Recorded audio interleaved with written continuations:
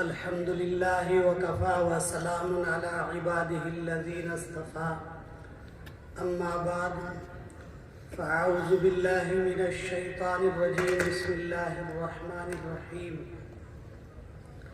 والعصر إن الإنسان لفي خسر إلا الذين آمنوا وعملوا الصالحات وتواصوا بالحق وتواصوا بالصبر صدق اللہ العظیم۔ معزز سامعین اکرام، اللہ تبارک و تعالیٰ کا فضل اور احسان ہوا کہ اللہ نے ہمیں ایسے مجالس میں آنے کی توفیق عطا فرمائی کہ جس کے بارے میں بہت ساری فضیلتیں آپ نے اب سے پہلے دارالعلوم سے تشریف لائے ہوئے علماء اکرام اور ہمارے محترم معزز میرے چھوٹے بھائی کی طرح سید مفتی محمد صالح صاحب دامت برکاتہ نے ہماری درخواست کو قبول کیا اور پھر اتنا لمبا سفر کیا۔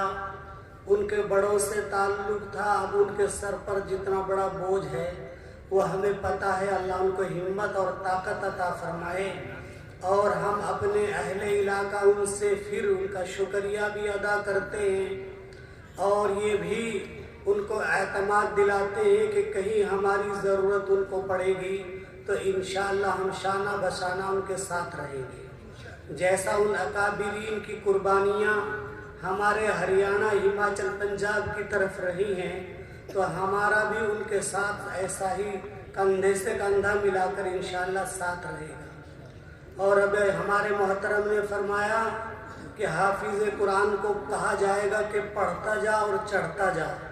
حافظ قرآن نے تو ڈنڈے کھائے ہیں، لیکن دوسری روایت یہ بھی بیان کی جاتی ہے کہ والدین کے لیے بھی اللہ تبارک و تعالیٰ ایسا ہی فرمائیں گے کہ بچہ پڑھتا جائے گا اور والدین کو بھی درجہ ملتا جائے گا۔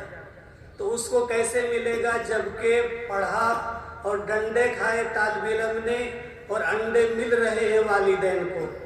والدین کو بھی اللہ تبارک و تعالیٰ اس لیے نوازیں گے کہ اس نے اپنی اولاد کو علم دین کے لیے وقف کیا ہے۔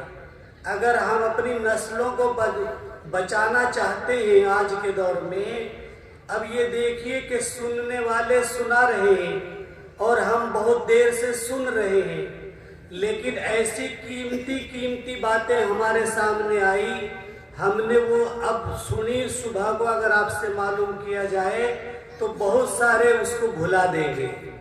ایسا نہ کریں۔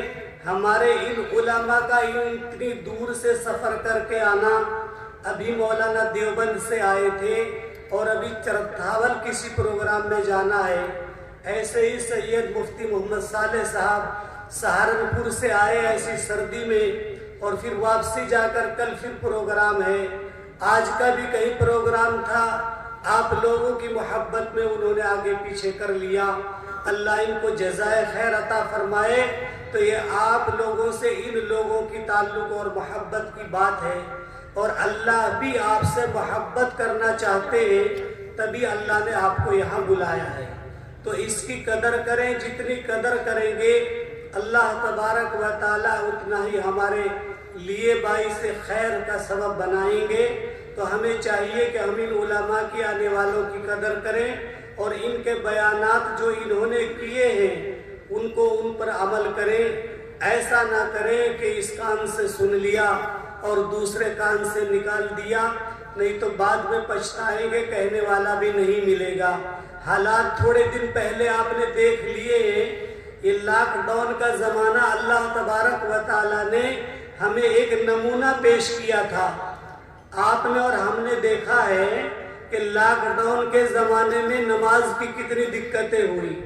اب ہم نماز کی بھی قدر کریں کہ مساجد سے ہمیں دھکے دے دیے گئے۔ اس کی غور و فکر کریں کہ یہ ناقدری کا سبب ہوا۔ اگر ہم قدر کریں گے تو اللہ راستے کھول دیں گے۔ ایسے ہی یہ مدارس کی بھی قدر کریں۔ ان مدارس کو اگر ہم محبت کی نگاہ سے بھی دیکھتے رہیں گے تب بھی اللہ ہمیں محروم نہیں فرمائیں گے، اور اگر ہم ان کا تبصرہ دوسرے طریقوں سے کریں گے تو ان مدارس کا نہ کچھ بگڑا ہے نہ بگڑا گا، اور ہم اپنی نیکیوں کو برباد کر دیں گے۔ ایسا کبھی نہ کریں۔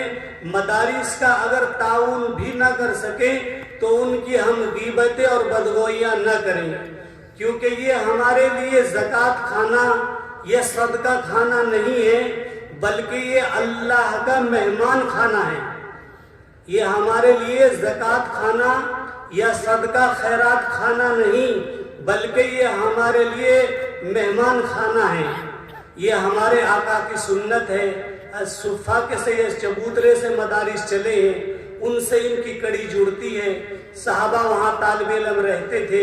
ابھی مولانا نے فرمایا شروع میں کہ کبھی کچھ دودھ آ جایا کرتا تھا، کبھی کھجوریں آ جایا کرتی تھی، تو ہم ان کو محروم نہ فرمائیں۔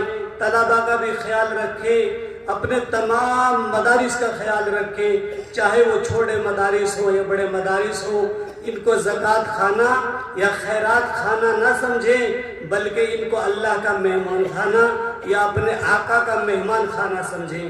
اللہ ہم سب کو عمل کی توفیق عطا فرمائے۔ باتیں بہت سننی ہے، اللہ عمل کی توفیق عطا فرمائے۔ دعا فرما لیں۔